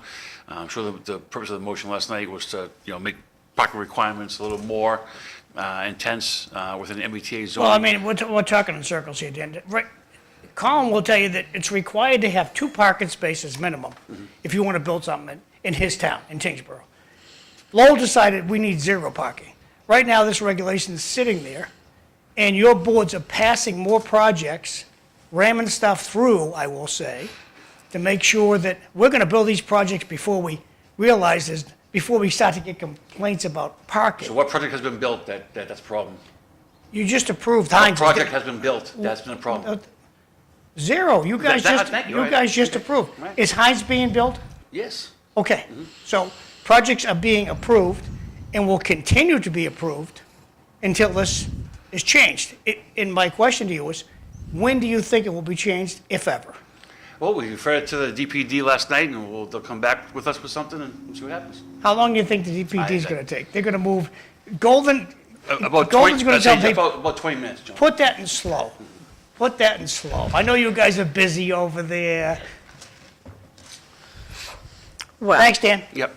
when do you think they'll be coming to Lowell? Would they be coming Yeah, at the so, folk we festival? hope, we're hopeful for April, but, this is, so you have UN representatives, we have representatives from the Urban Economic Forum that are gonna come as well, and then the program started in Canada, so we're trying to get everybody to have it on the same page, which is, as you can imagine, is a little bit tough.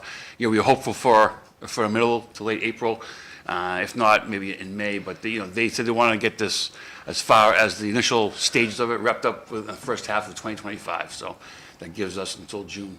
So you have signed documents, Yep, though? we have. Of agreement? Yeah, we have. So it's in the process? It is, yep. Can you just explain for Sure, those of us so who it- haven't yeah. read about it? It's or- a wonderful, Yeah, so the United Economic Forum is a subsidiary of the United Nations, and they are right now based out of Toronto, Canada. And they have these things called sustainability goals, development goals, and there's 17 different ones. And what they do is, it's a group within the UN, under the Humanities and the UEF division.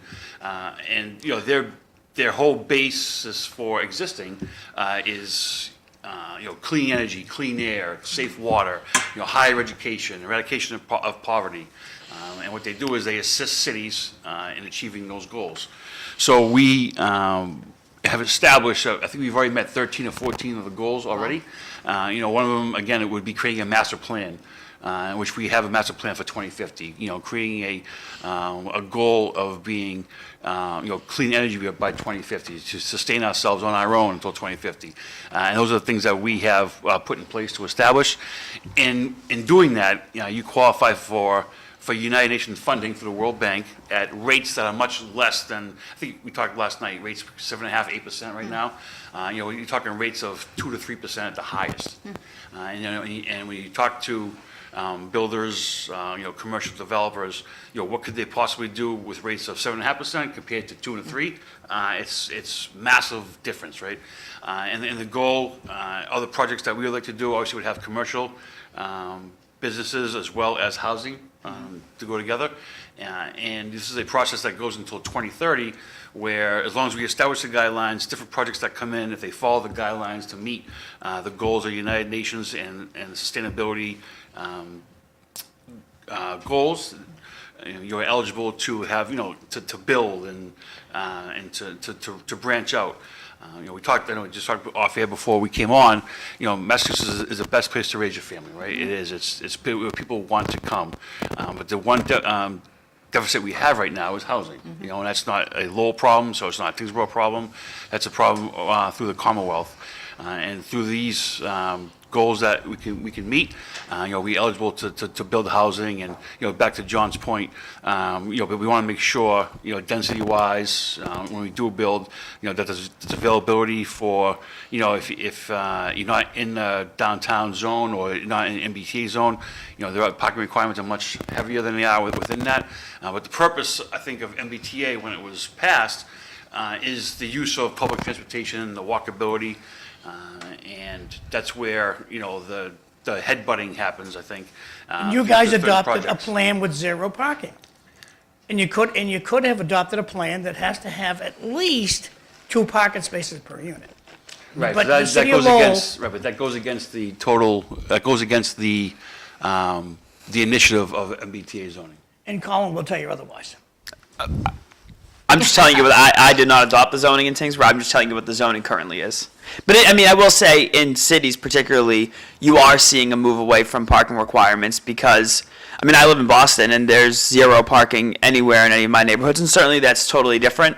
But that's just Tewksborough's existing zoning. It's been like that for ages. But we don't So, have Colin, you availability in think- the you think- suburbs. I'm not going to put words in your mouth, Yeah. Colin, but I'm going to put you on the spot. Sure.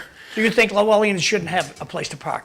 I am not opining on zoning in Lowell. I'm just saying that Tewksborough is certainly different in See, the way it's in been Lowell developed right and the now, way that our Colin, zoning in Lowell bylaws are. right now, instead of parking at my kitchen door this morning, you have to park at the depot and walk over here. And that's what they expect you to do for the rest of your life. You're going to park at the train station, and you're going to carry your groceries, because there's no place to park at your Well, house. John, you know that going in. If you're gonna buy an apartment, or if you're gonna rent an apartment in that area at Heinz's, you know that you don't have a parking spot. You know that if you're gonna come here and be here, you won't have the. And Danny, the I'll tell you parking spot. something, you guys are gonna be putting no parking signs on Gorham Street. As soon as that project gets people in it, we're gonna be parking on Gorham Street. Then, you know what, you ticket your toe. That's just, that, you know going in. It's not like it's changed overnight where you've already been there for 2 or 3, 5 years, and now they're saying now you can't do it. But I think there are 13 spots allotted at that project. And you will know before you put your first and last month rent down, or before you sign a PNS, that you will not have a parking spot, and that, if you park in the street or a side street or on Sydney or Elm, whatever it is, Perry, that you can't be towed. The reality is that Lowell has a lot more public transportation than the suburbs do. I mean, we have one bus that comes through Drake and Tyngsborough, whereas how many buses are running in Lowell on a daily Colleen, basis? that begs the question, I'm gonna do the announcements after you give me your answer. When was the last time you rode on a bus? Okay, thank you. Well, John, I We don't only know- have So much Right. for public transportation. But I don't live across Go the ahead, street Dan. either, right? So, I mean, it's one of the, half dozen the other. It's just, if you know that you're gonna wanna live here, you know the requirements ahead of time. And if you're gonna have a vehicle, then don't rent or don't buy that property. Yeah, that's just, I mean, it's And a I'm place telling you, there. they're gonna be parked on Gorham Street. And I'm telling you, they'll be towed and ticketed. Oh, you can park in the neighborhood. I know how real estate sells stuff. You can talk to Ray Booton. I should ask Ray Booton to come in. You can park on the street. There's plenty of parking on South Highland, right there. That's what that's how they're gonna, look, I gotta do the announcements. I'm gonna shut your mics off, and we'll go back to you in a minute. You want an announcement on the show, real easy thing to do, send me a text, and I'll be happy to put it on there. And coming up this Saturday is the St. Patrick's Day breakfast, and State Rep Rodney Elliott and the Bridge Club have this presentation at Lindsay's Saturday. Going to be a great time. $50 a ticket. If you take your smartphone out of your pocket, put it in camera mode, and you zero in on this guy, it'll bring you a spot where you can buy tickets. I'll make a donation. The Bridge Club is saving lives, and I'm happy to promote them a little bit. Whatever town you live in, you can live in Tyngsborough, you can live in Lowell. If you got a census thing, send it back. It means more money for your town. So please send your census back. It'll get your town some more money from the federal government. Tony Yachinsky, he's on a fundraiser. He's out in Drake, running for selectman. His fundraiser is going to be Sunday, March 16th from noon to 3 p.m. at Primo Pizza, 149 Parker Avenue. Hope to see you over there.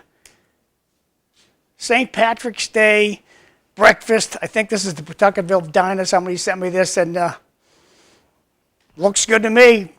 I'll be happy to go in there. It's St. Patrick's Day only. That's their special for their breakfast, and hope they have a good time. St. Patrick's Day out in Tyngsborough at the Tyngsborough Sportsman Club is the annual Guy R. Constantine Shamrock Dinner, Monday, March 17th, 4 to 8 p.m. All tickets sold at the door. Starting at $12 for seniors, vets and kids $6. And Tyngsborough Sportsman's Club address is 90 Westford Road. You don't have to be a member to go to this. It's open to any Tom, Dick, and Mary. Happy to see you there. It'll be great eating. And in loving memory of Avis Constantine and Brian Garno. Job fairs coming to Lowell March 25th and 26th. If you want to change careers, or you have a grandson or granddaughter that's looking to get a nice job, 60 companies are coming to Lowell. They're going to be in the Middlesex Community College Cafe, 33 County Square for 2 days, March 25th, 26th. Get down there, investigate, see what they have going on. They'd like you to register, so take your camera out and on your smartphone, zero in on this guy here, and you can register to go to this event. It's going to be 2 days, 60 different jobs. Pretty good stuff. A lot of government jobs going to be there too.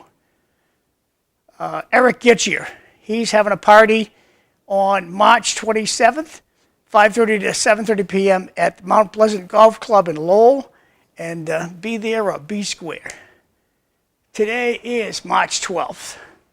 City of Lowell is proud to serve lunch 7 days a week.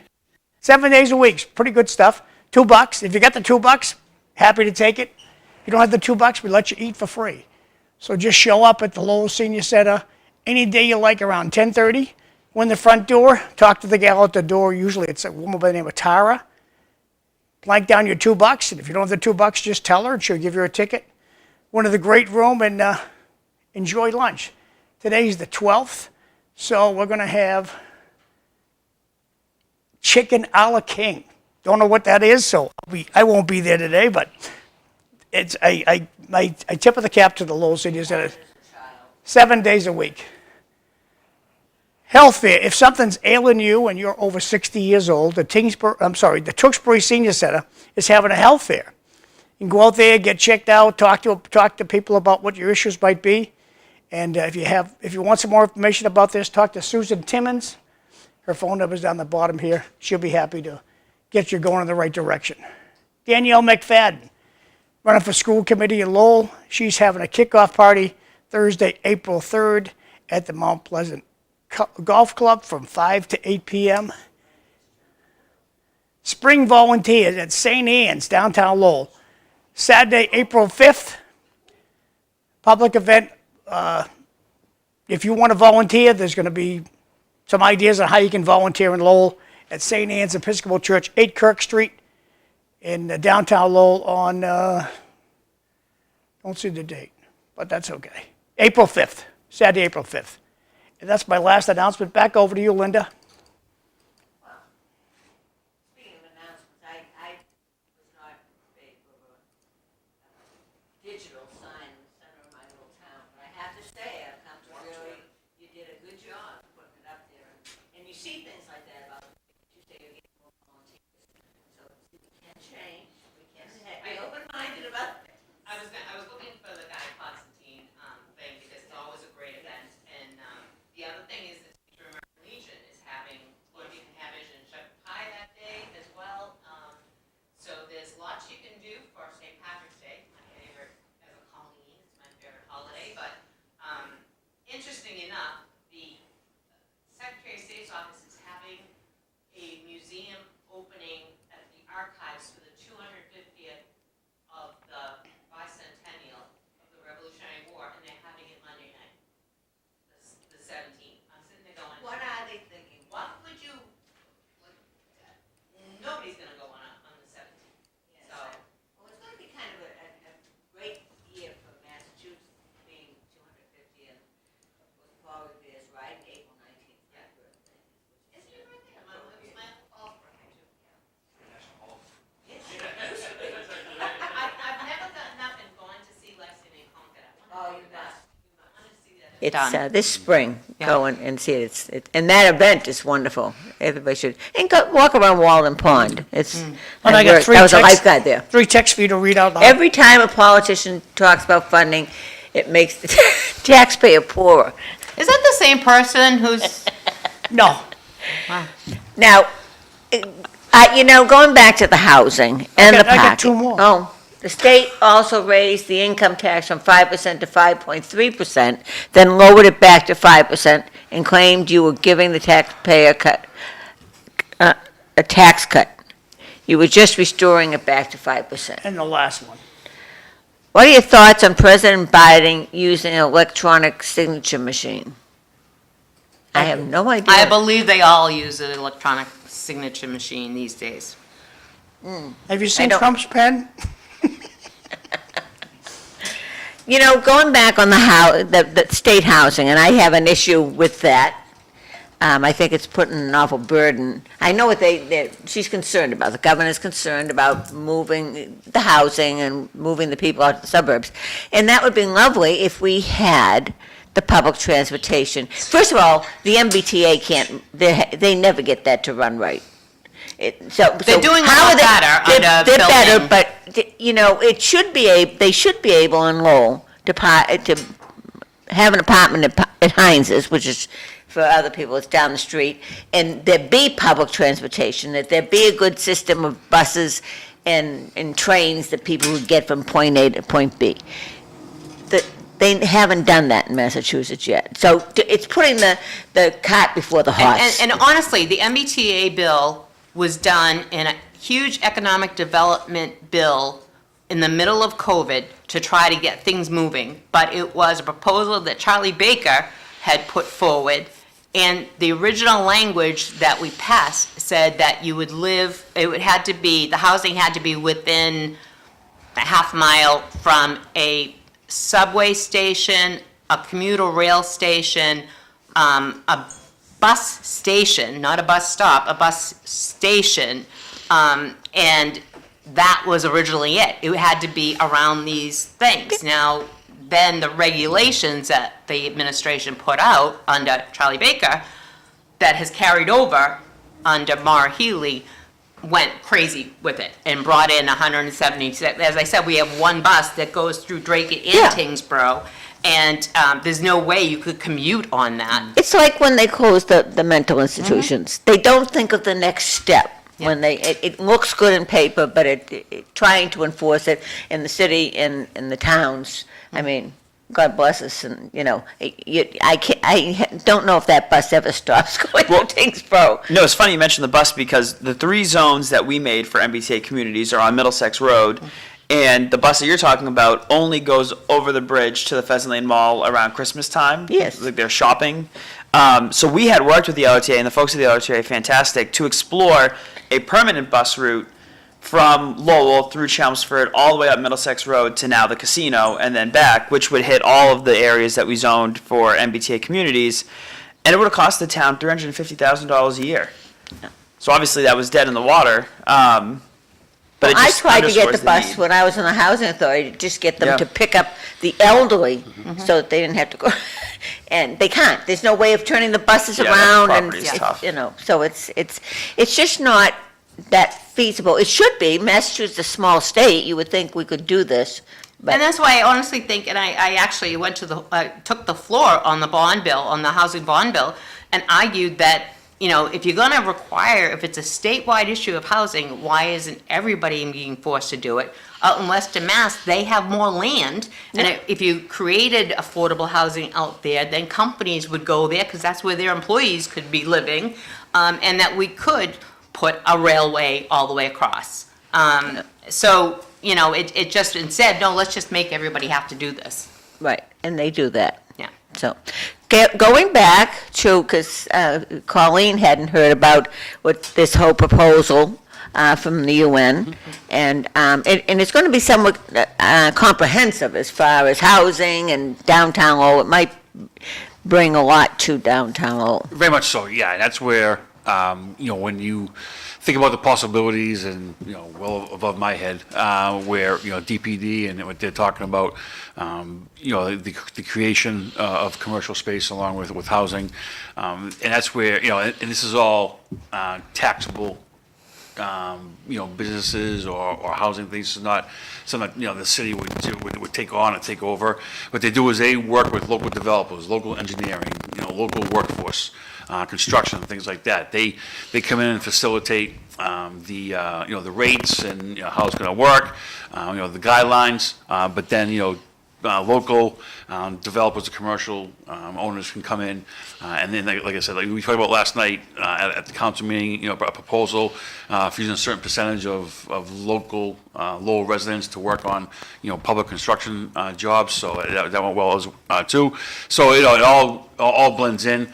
You're not going to take a company from Mexico, Canada, or overseas to come in and do everything. They utilize local workers for all the projects that we do. Well, it just, you have all those buildings in downtown Lowell, but for the average person or the average contractor to go in and bring them up to code. Right, and that's where Without the rates help come of in, right? these That's where the things. rates come in. Yeah. Years ago you could do it much cheaper. When COVID hit, obviously, and the prices of steel skyrocketed, and supply and demand came into effect. But I think when and anybody, even if you're a homeowner, you buy a new house right now, you're probably looking at 6%, 7%, right, if not higher. Think about where you could afford if you're at 2%. you know, No. just for your own mortgage, right? And so you can expound on that through, commercially. And now you're really looking at the possibilities are, that, you know, it sounds like hyperbole or, you know, the possibilities are legitimately endless with this proposal. When I was coming over this morning, I noticed, because the lights are on in the building, 9 Central Street is being all redone inside. I worked there when I was in college. And I've always thought about, do you know how much of the buildings in downtown Lowell are vacant? Not a number. The problem that we have with downtown Lowell is first floors are doing very, very well on. You know, it's like Linda said, some of the older buildings, not being ADA compliant, not having elevators in them, not having updated hood systems in them as well. And that's really, it's a ton of dough. I think we spent over $200,000 for the elevator just at the library, right? You know, so that's where, you know, we have, you know, as a council, we have asked for and applied for different federal funding grants for ADA compliance in our downtown buildings. You know, then it's not even getting into historical, you know, codes and requirements. You know, that's something that Lowell deals with. I'm sure Tewksbury deals with it too when people want to come in and make changes. So, you know, those are the things that we battle on a daily basis to try to improve, especially the downtown. You know, we looked at our downtown, you know, we looked at, that's like our center. And then you want to kind of like spiderweb it out into the neighborhoods and the different areas of the city, you know, whether that be through, again, you know, business development, but, you know, we really, the goal to have a vibrant downtown, not just based on restaurants or eateries, which are great, you know, but you want to really have some, you know, a hub and companies down there, and that's what we're doing with over the Hamilton Canal. You know, hopefully in the very near future, be able to announce you know, some more commercial businesses going in there. And that's, again, when you create the, you know, density downtown through workforce, not just through housing, now you know, you're able to succeed and, you know, you're bringing in more revenue and you're able to keep taxes in check. If you were able to bring in some innovative developers, Lowell, when you think back, all those buildings, all those mills used water to generate the electricity and the power, and you still have the river, and a lot of them still could be capable of doing that and utilizing. I know the university does. I know that they can. Yeah, that's half the battle is, you know, every available open space. Do you want to make it housing? Yeah, right. Or, you know, do you want to have a blend? You know, where perfect best case scenario, I think for all of them would be first floor, you know, 10, 12, 15, 20,000 square feet of commercial, and then you would housing on top. Best case scenario is you have 3, 4, 5 floors of innovation, and you know, we have STEM coming around now, and all those things that AI, for example. I mean, these are all things that, you know, these companies are going to come in, they're going to need space. You know, and do we have it in the city of Lowell? And we have some space. A lot of it, as councils have talked about, you know, is to go up, you know, to be in land poor in certain areas. And that's where I think, you know, that's our fight every day to try to figure out a proper balance. What about the sewer overflow? Yeah, I know so, yeah, Senator Kennedy is really on board with that, and I know Laura Johannes, the Congresswoman, has been working on that. Yeah, so this, you know, CSO stuff, that's really is I'm glad you said that, Colleen. It's going to take, you know, our state leaders, and it's going to take our federal leaders to solve this issue. It's a $1 billion project, not a $1 million project. We have, you know, taken the proper steps to come into compliance. You know, we've paid you know, a $200,000 fine, and you know, and now we're looking to get into certain areas of the city. I think we're going to start in Centerville with some of the CSO work. This is on stormwater, correct? Right. Yeah. Separate your. Right. It's the mix right now, right? It's combined, right? Sewer overflow, and you know, something that we have not been in compliance for decades, not years. And Well, in fairness to you, and I'm very much aware of it, and Colin is as well, because everybody, that was a federal regulation Right. that was unfunded, and they threw down all these things that you had to do, and then they started fining everybody, and nobody even knew anything about stormwater. They didn't even have a plan for stormwater, and the cities were affected more because all of their sewage and drainage went into one save system. money at the time, save money, right? You know, and that's what it's all about. And then, like you said, when they come in and say, now you have to change everything, not like, oh, and you're stuck, holding a bill in your back pocket, which is excessive. So, we have taken steps to put things in place to help remedy the situation. It's going to take time, but the plan is there. Well, yeah, because the neighbors don't want their roads all dug up. And I know that it's starting on Bridge Street, isn't it? And we've had that discussion as well. So when you have, a pothole, or you got to fix a sewer cap, or you got a drain, catch basin, and you put in a quick fix, and someone would ask, well, why can't you just dig up and put a whole new road in? And it'd be premature because, we're going to be going in, we're going to take care of mediate the CSOs in those areas, and then, hopefully we'll have the new street and the new paving. It's kind of putting a cart before the horse to put a whole new street in right now, where in 18 months you're going to dig it up again to do some piping. But we had, as far as stormwater, and we're developing, is they make sure that any new development has a system, particularly a larger, but then you get into, they put in a lovely building and a lovely system, who maintains it? And it's like your high school, who maintains the building? And that's where everything gets caught up. And so and then the feds mandate that we check all these systems.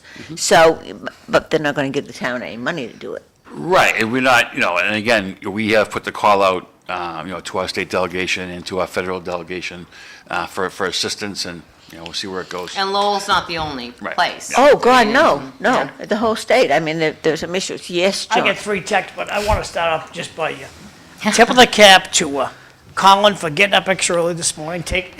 You're here for any question we ask, the tough questions, the easy questions, same thing with Absolutely. Colleen. Thank you. And our wonderful mayor, Danny Rourke, Cadillac of a guy, and thanks for getting up extra early and taking the tough questions. And Colin, my town manager. Okay, start off with him first. Oh, okay. So, 3 checks, Linda. Oh, a read very out loud. big thank you to Rep. Gary for getting up early and coming in today. But Thank you. in the United This is from Kingdom, they Eileen Del Rossi, said the school committee woman. in the United Kingdom, they only have state departments of education. They don't have federal departments of education. It makes more sense to me because it's more defined. Also, maybe you can make a side hustle with the new apartments at Heinz and make a deal.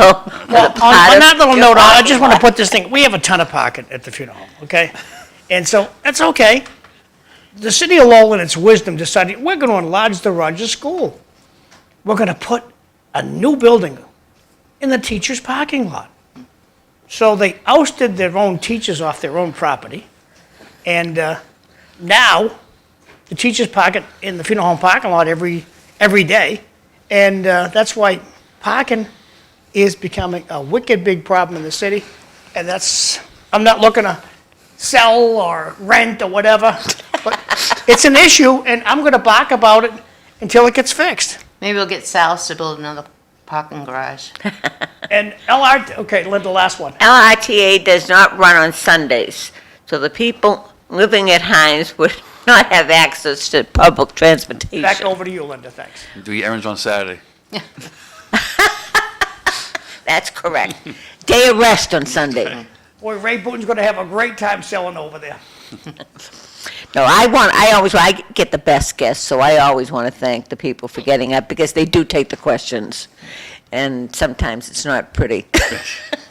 So, anything you want to talk about in Tyngsborough that's exciting and we're moving forward on, except I'm happy about the Windsor School and a fire station. Yes, I think that's very exciting. It's a well overdue conversation. I think it'll be a very lively conversation should it be discussed at this upcoming town meeting. On June 7th, we're having our annual health and safety fair, but it's combined this year with the grand opening of the Ironwood Park, the old country club that Yeah. we've invested close to $1 million on different sport amenities. In the next couple of weeks, they'll be mobilizing to build the pavilion. So the health fair is going to be in that building? It's not going to be. It's going to be outside, but it Oh, will be okay. on that parcel. We figured instead of the rec department doing their own thing, a week after we typically have the health and safety fair, we would do it all over at the Sherburne. So that's a very exciting thing. We've spent, like I said, close to $1 million on that site. I know the CPC is very excited about it opening. The rec committee is thrilled. So I expect it'll be and the health and safety fair gets bigger and bigger every single year, as always. Yeah.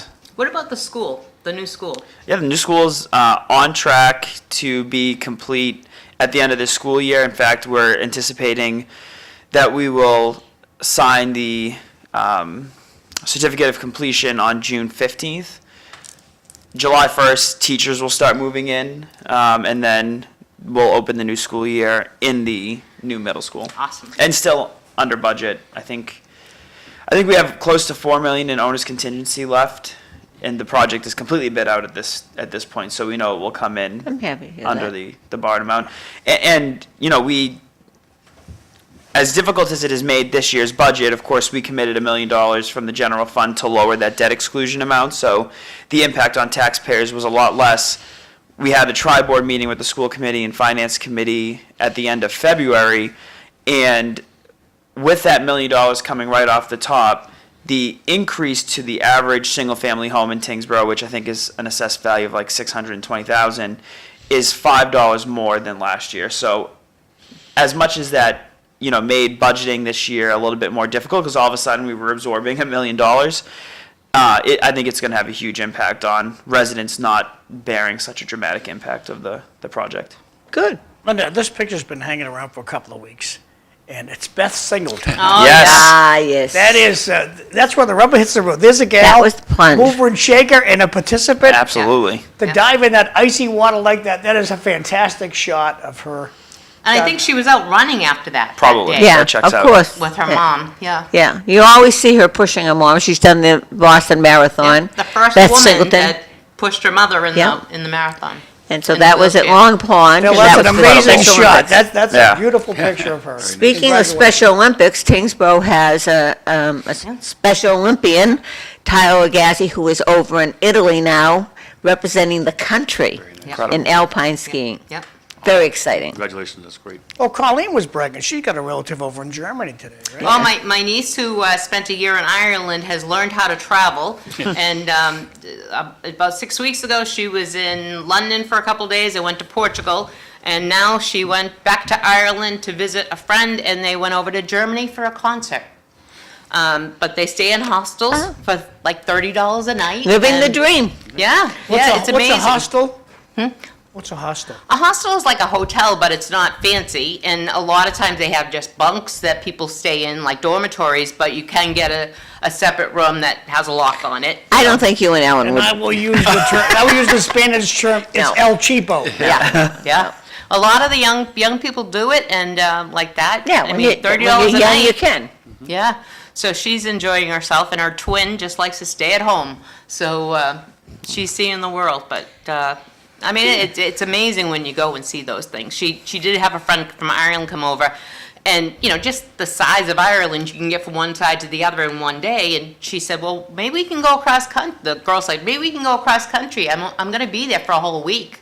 And Katie's like, yeah, I don't think so. So they did take a plane and went out to the Grand Canyon. Nice. Because she said, you got the cliffs some more, but we got the Grand Canyon. So, and anything else you want to talk about in Lowell? Nah, the other thing, we have to deal with, Colin was talking earlier about, his new school and the budget with that. Oz, the high school, ran into some more issues, last month. Some foundation issues over in the 22 building, that are gonna require probably the last of our contingency money. The OPMs did state, last month's school building committee meeting that, there is now going to be officially a delay of a few months at the minimum. They have our next meeting on April 3rd, I think it is, and we're going to get into the specifics of costs, overruns, of delays and completion of that Phase 3. And they haven't gotten into a certain part of the 1895 portion of the building yet as well. So, that's I think the next big thing that we're going to have to address, as a council. And the bottom line is we have to get it done right, the first time, and not have to go back 3 or 4 or 5 times like we have in the past. So that's going to be, I think, next on the radar within the city is trying to deal with that. Update on Smith Baker? Yeah, so last night, we voted to do a short but very detailed RFP one last time. First, probably a Hail Mary, to be honest with you, to see what, could possibly happen over there. There are some requirements that we are bound by through HUD. If it's not housing, it's a $500,000 payback to HUD. So, Wow. yeah, it is. So when we took it back in, I think 1975, I think it was, late 70s, when we took some funding from them, it was based upon housing, right? Like most things are. So, last night, we voted to extend one more RFP out to see if, someone wants to come in and take it over. It would be a sale. But as of right now, that should come back to us within a couple of weeks. We're looking for a 60-day request for proposals, and we'll see what happens. How old is that building? You got me, I'd be lying to you if I told you. Yeah, I've It's- only been in it once or twice, and it's a beautiful old building. Yeah. It's a shame. Tomorrow's City Life, take this as your 2-minute warning, Linda. Tomorrow's Evelyn Thorne's gonna be here, Amanda LaHoussier is gonna be here, Bob Hoey, and Sam Chase. That's tomorrow's City Life. Time is short, Linda. Okay. And I'm just going to go down, start with you, Dan. Anything else? Something exciting? St. Patrick's Day celebrations? Wish everybody a great, safe, happy holiday. And, we've had the start of Irish Week in Lowell started last Sunday with the parade and the flag raising. And that's, the area events all week long. Excellent. Erin go Ra. Yeah. And we don't do anything. Yes, we do. We do it at the Shamrock Ball. Yes, March 15th. This Yeah. is Saturday. Yeah. So that's Just had the announcement. Yeah. John just had it. It's a sports club. Oh, no, that's different. This is Oh, recreation yeah, this is department. the school I event. get you. Oh, well, the Sportsman's Club. Usually I bartend there. Yeah. so. Be a busy day. Are you working Monday? No, I'm not. I'm working at Walgreens. Okay. Multitasking now. So, but everything's going relatively smoothly, and I was talking to Colin earlier, we were talking about the casino opening and the overflow that we're having in Tingsboro. Not so bad. And Not we terrible. also had another marijuana shop open. Not open just yet. Oh, They're still waiting on the final license from the Cannabis Control Commission, but aside from that, they should. I expect they'll open in the next couple of weeks. really? Right across the street from the other one, right? Yeah. Yeah. Well, then we won't, that may be an improvement as far as traffic, I don't know. I think it will just split the traffic, so I think it will help to some extent. But they always have a detail anyway there. I noticed all weekend Yes, they yeah. had a It's detail. always- And at their own always busy. expense. It's Yeah. always busy. And the restaurants probably gonna benefit from the casino, right? I think so. That's our hope, yeah. Yeah. The Yeah. epigram. Say the goodbye, food. kids. Hey, thank you. Happy St. Patrick's Day. Thank you all very much for coming in. Thanks for having me. We'll see you tomorrow. Thanks.